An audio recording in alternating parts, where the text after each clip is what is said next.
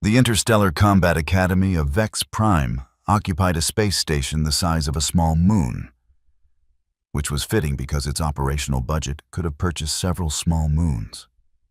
Here, the galaxy's most promising warriors came to learn the ancient art of beating the living daylights out of each other in increasingly creative ways.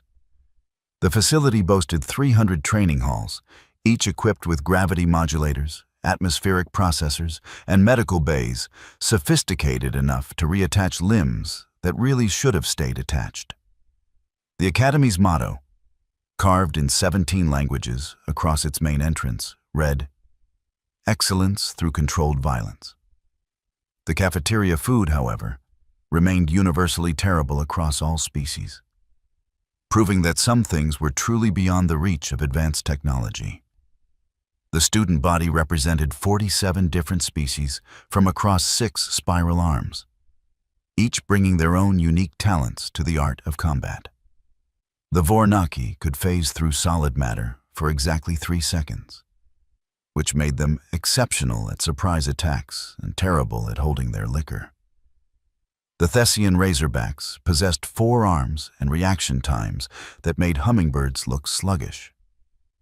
The crystalline Shardborn could alter their body density at will, becoming either diamond hard or flowing like water.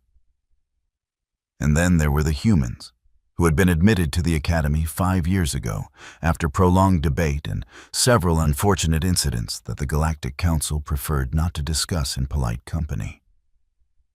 Humans occupied a peculiar space in galactic combat doctrine. They were not the strongest species. That honor belonged to the Chromagen, who could bench press starfighters. They were not the fastest. The Zephyri moved so quickly, they existed in a permanent state of motion blur.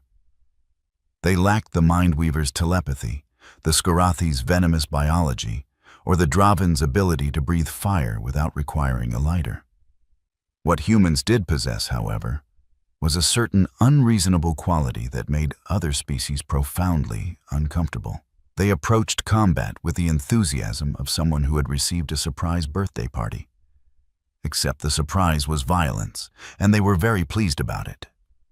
The Combat Fundamentals classroom on Deck 17 could accommodate 60 students and featured walls reinforced with quantum-locked titanium alloy, which said something about the Academy's insurance premiums. Instructor Vex Rahl, a 12-foot-tall Chromagan with more scars than original skin, stood at the front of the combat mat with his forearms crossed in what other species recognized as his "someone is about to learn a painful lesson" pose.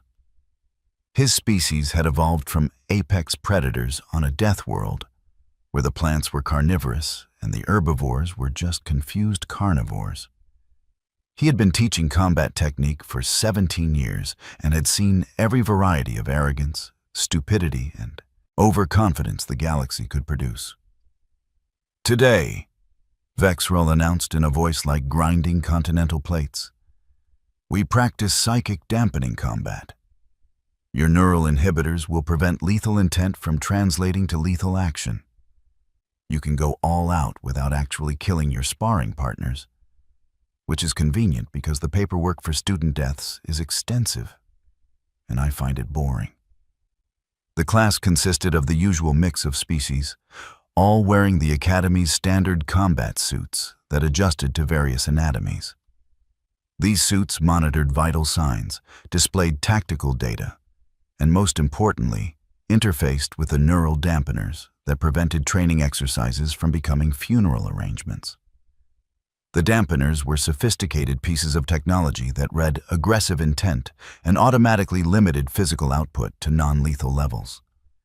They worked on the principle that the brain could want to punch through someone's chest cavity, but the dampener would ensure the fist stopped at bruising force. It was like having a very responsible babysitter for one's murderous impulses. Among the students lounged Kexthor, a Crithian who stood 7 feet of coiled muscle and crystalline scale armor. The Crithian species hailed from a high-gravity world where evolution had decided that subtlety was for the weak and everyone should be built like a living tank. Their bones were dense as neutron star material, Their scales could deflect most small arms fire, and their strength-to-weight ratio made them natural wrestlers. Kexithor possessed all these advantages, plus the additional gift of an ego that could be seen from orbit. He reclined against the wall with the casual arrogance of someone who had never lost a fair fight and saw no reason to start worrying about it now. "Humans," he said to his cluster of friends, his voice carrying the distinctive clicking harmonics of his language overlaid with the translator's flat approximation. "Why do they even bother? No scales, no natural weapons, no redundant organs. They are like babies playing at war." His companions laughed, a sound like rocks in a gravel mixer. The Crithian next to him, Velrex, gestured toward the other side of the room. "I heard one of them cried last week during endurance training. Cried! Like a hatchling." What they failed to mention, either through ignorance or selective memory, was that the human in question had been crying while still running, had finished the course, and had then vomited with such force that it was recorded as a new Academy distance record. Humans had a peculiar relationship with their body's warning systems, treating messages like "stop immediately or die" as suggestions rather than instructions. On the opposite side of the training hall stood Mira Chen. Though her instructors butchered the pronunciation in 17 different ways, depending on their vocal apparatus. She was 5 feet 6 inches of compact muscle, with black hair pulled into a practical braid and eyes that suggested she was constantly calculating the structural weaknesses of everyone in the room. She wore the standard combat suit without decoration or flair, and possessed the general demeanor of someone waiting for a bus in the rain, if that bus might require fighting off several armed opponents. Mira had joined the Academy 6 months ago through the human military's exchange program, which was a polite way of saying they wanted to see if their soldiers could keep up with galactic standards. She had spent those 6 months being consistently underestimated, which suited her fine. While other species evolved natural weapons, humans had evolved the ability to create them, to learn, to adapt, and to hold grudges that could last generations. Her people had climbed from the food chain's middle to its apex through the power of spite and sharp sticks. And the sharp sticks had gotten significantly more sophisticated since then. She had noticed Kexithor, of course. He was difficult to miss, both physically and personality-wise. He moved through the Academy like he owned the place and was considering whether to leave a tip. She had watched him in previous sparring sessions, noted his techniques, his preferences, his tells. He favored his right side by approximately 15 degrees, dropped his back left shoulder before grappling attempts, and possessed the tactical awareness of a particularly confident brick. Instructor Vexral began pairing students for sparring matches, his massive hands consulting a datapad that looked comically small in his grip. "Kexithor, you will face the human female. Try not to break her too badly. The medical bay staff complain when I send them fragmented students." The Crithian's face split into what his species considered a smile, which most other species considered evidence of imminent violence. He stepped onto the combat mat with the swagger of someone who had already won and was just waiting for everyone else to acknowledge it.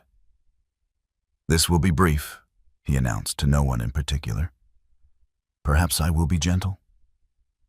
Mira stepped onto the mat without commentary, her expression neutral as morning weather.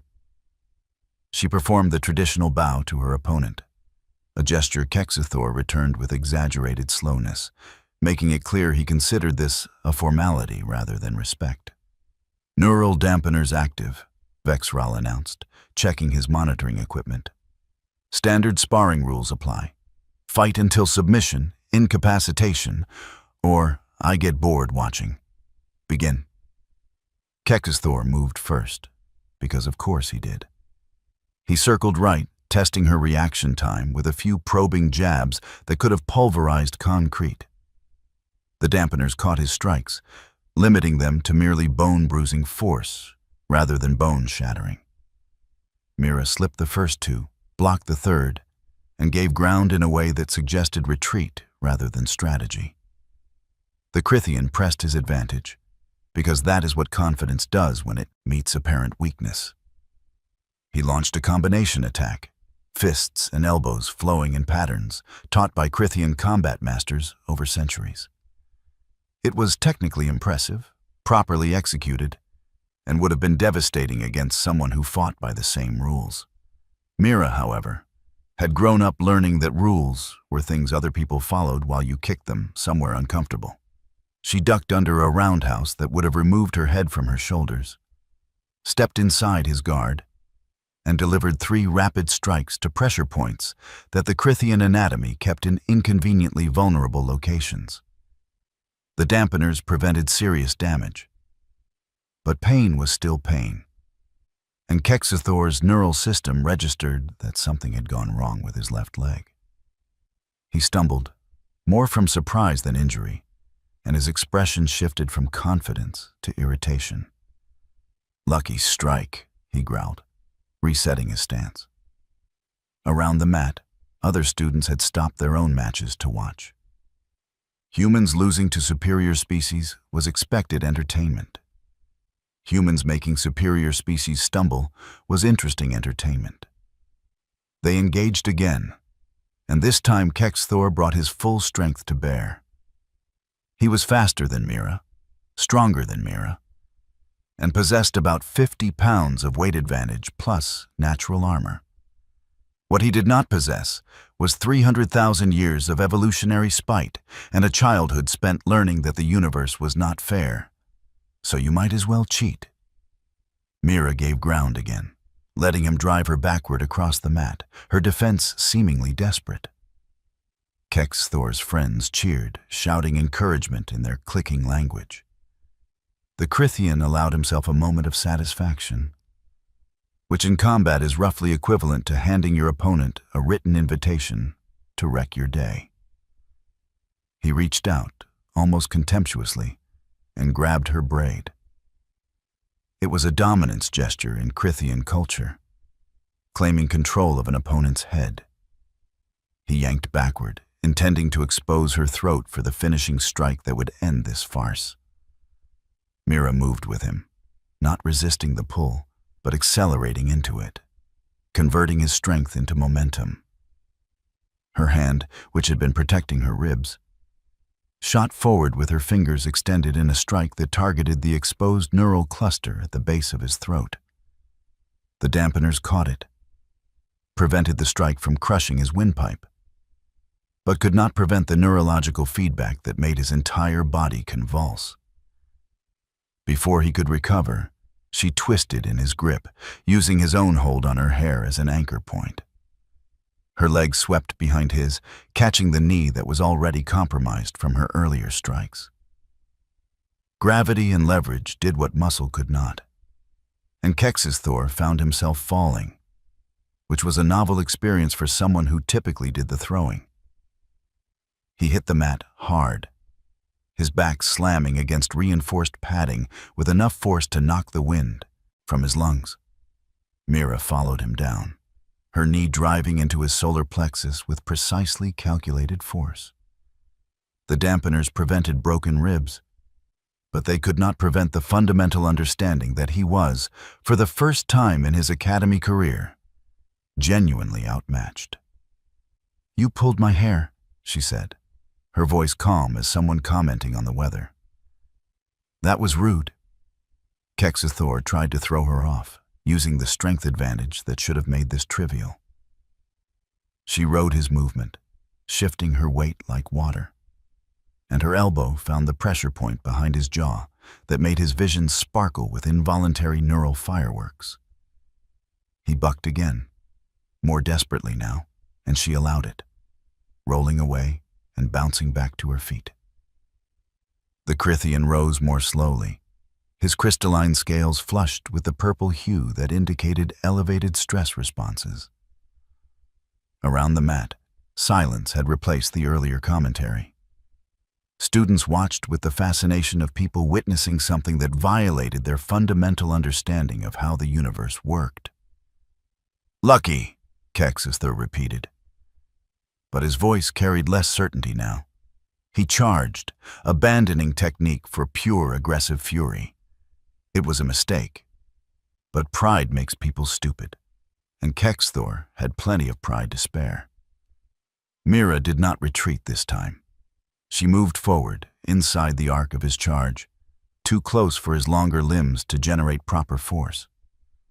Her strikes came in rapid succession, each one targeted with surgical precision at nerve clusters, joint weaknesses, and the small gaps in his scale armor that evolution had failed to cover.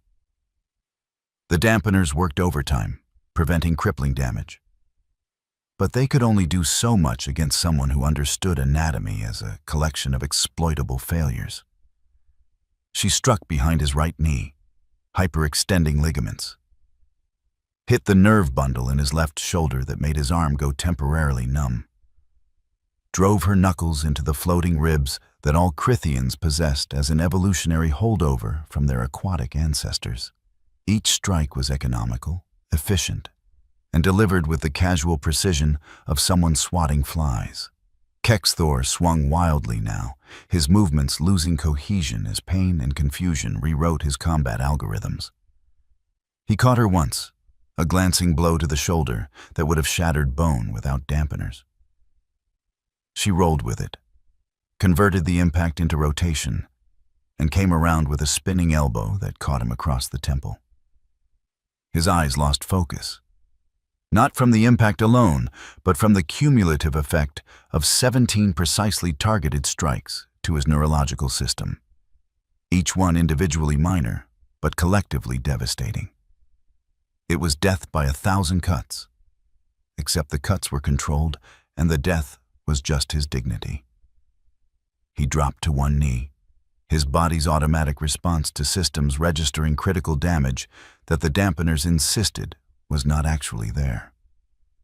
Confusion warred with instinct, and both lost to the simple fact that his muscles were no longer accepting commands with their usual efficiency. Mira stood before him, not even breathing hard, and pulled her braid over her shoulder to examine the end where he had grabbed it. "You stretched it out," she observed, with the tone of someone noting that their coffee had gone cold.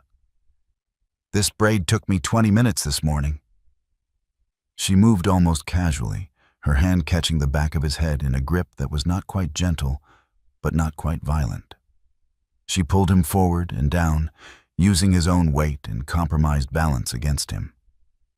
His face met the mat with a thud that was more psychological than physical, the dampeners ensuring nothing broke except possibly his worldview.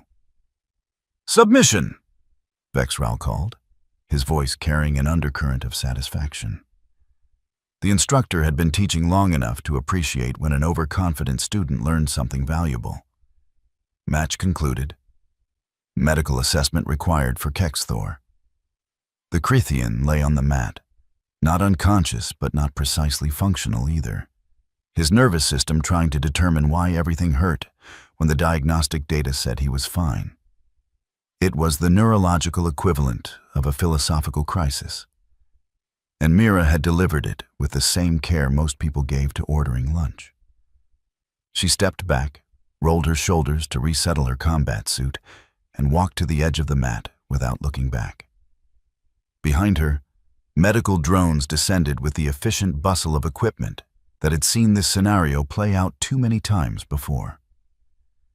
The other students parted before her like water around a stone, their expressions ranging from shock to calculation, to the careful respect one gives to things that might be dangerous. She ignored them, collected her water bottle, and took a long drink while watching Instructor Vexral help Kexithor to his feet. The Crethian stood on unsteady legs, his scales still showing stress coloration. He looked at Mira with an expression that might have been anger, or might have been the beginning of understanding. In his culture, strength was respected, but so was the wisdom to recognize when you had been comprehensively outclassed. "How?" he managed, his voice rougher than usual. The dampeners should have prevented that. Mira considered her answer while taking another sip of water. They prevented damage, she said finally. They do not prevent pain or technique or consequences. You learned the difference today. Vexral's booming laugh filled the training hall. Excellent summary. Kexthor, report to Medical Bay for neural stabilization. The rest of you, consider what you witnessed. The dampeners save your lives, but they cannot save you from being comprehensively beaten by someone who understands how bodies work. He turned to Mira with something approaching approval. Clean execution. Where did you learn Krathian neurological vulnerabilities? I read the Academy. Library's anatomical database, Mira replied. Also, your species keeps your medical textbooks in the public access section. Poor information security. The instructor's expression suggested he was reassessing several security protocols. Noted. Take a break, then pair with someone else. Perhaps someone who will keep their hands to themselves. Mira nodded and moved to the side of the room, where she sat with her back against the wall and watched the other matches resume. Students gave her significantly more personal space now. A buffer zone of respect mixed with uncertainty. She did not mind. Personal space was underrated. Across the hall, Kexthor limped toward the exit with the assistance of a medical drone, his friends trailing behind in subdued silence.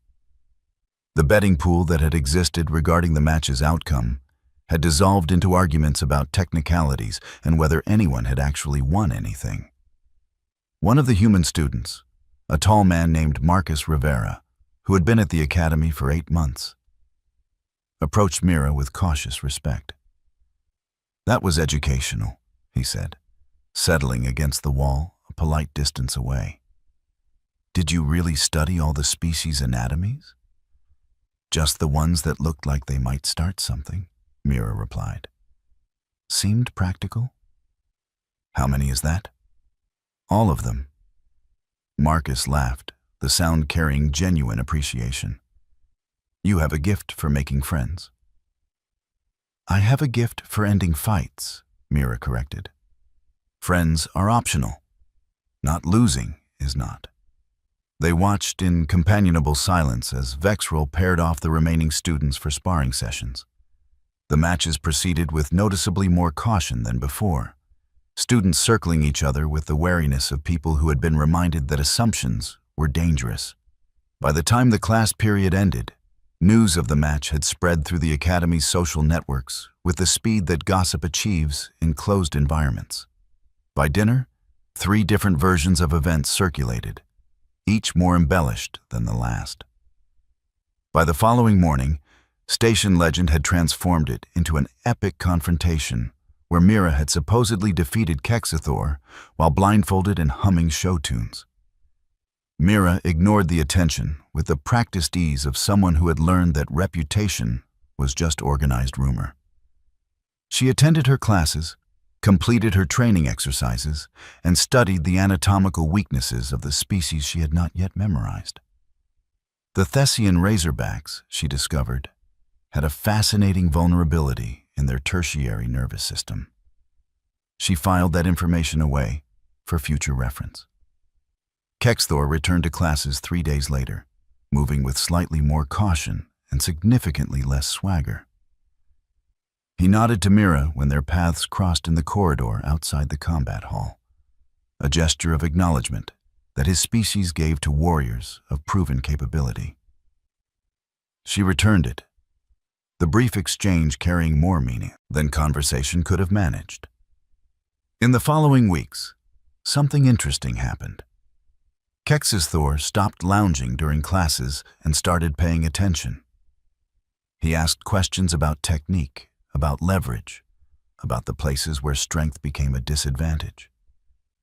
He stopped treating sparring as a demonstration of dominance and started treating it as education. His friends, observing this transformation, gradually followed his example. The human students, meanwhile, discovered that their reputation had shifted. Where once they had been dismissed as soft-skinned curiosities playing at warfare, they were now regarded with cautious interest. Other species began asking questions about human combat techniques, about their training methods, about the philosophy that treated every fight as solvable problem, rather than a test of natural advantages. Instructor Vexral watched these developments with the satisfaction of someone whose job occasionally produced results beyond simple competence. During one afternoon session, he paired Mira and Kexathor again, interested to see what 6 weeks of reflection had produced. They bowed to each other with genuine respect this time. When the match began, Kexathor did not charge. He circled, observed, tested her defense with careful strikes rather than overwhelming force. He had learned that strength without strategy was just violence waiting to be redirected.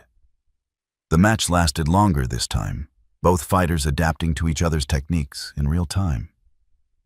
Kexathor used his strength intelligently now, creating opportunities rather than relying on natural advantages.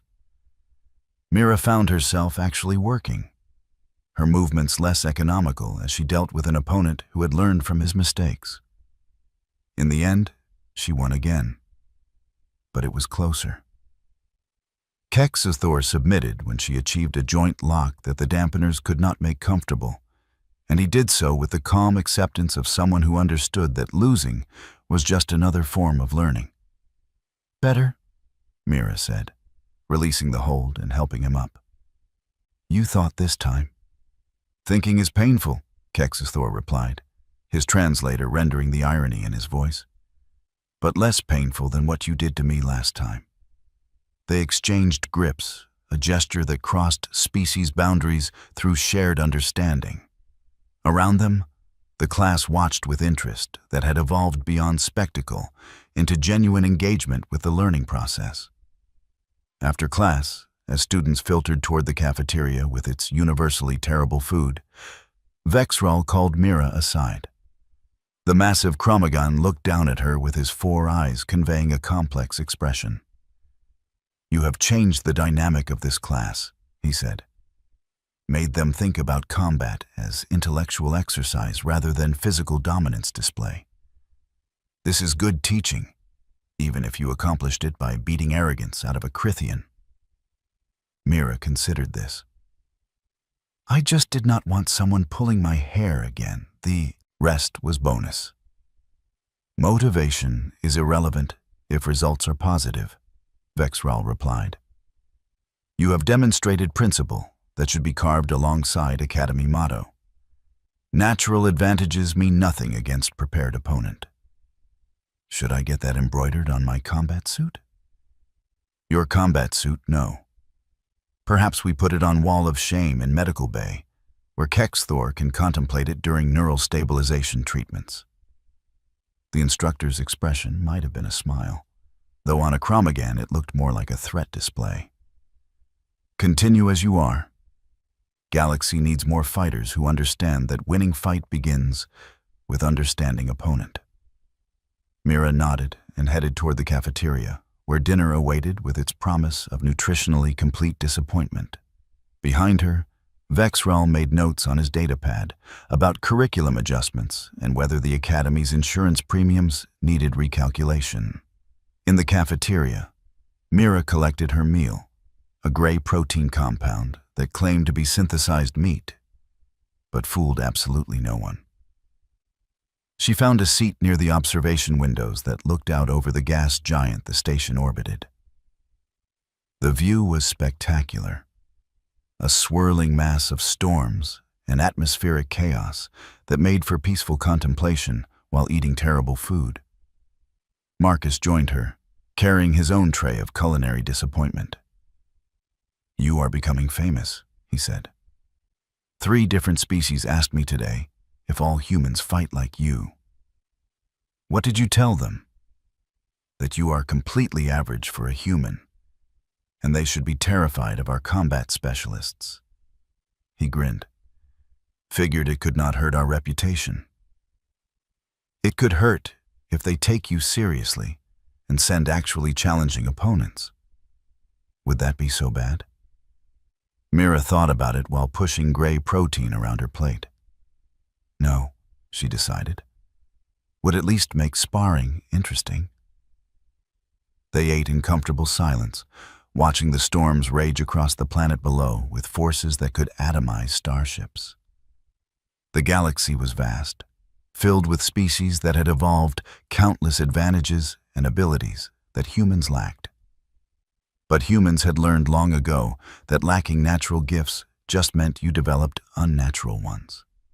They had climbed to civilization through creativity, adaptability, and the fundamental refusal to accept that the universe owed them fair fights. Somewhere in the station, Kexisthor was probably still processing the philosophical implications of being defeated by someone smaller, weaker, and entirely lacking in natural armor. It was a valuable lesson, one that warriors of every species eventually learned if they survived long enough.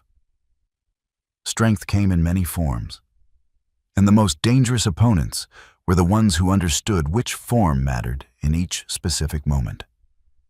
The Interstellar Combat Academy would continue its mission, training warriors from across the galaxy in the controlled application of violence.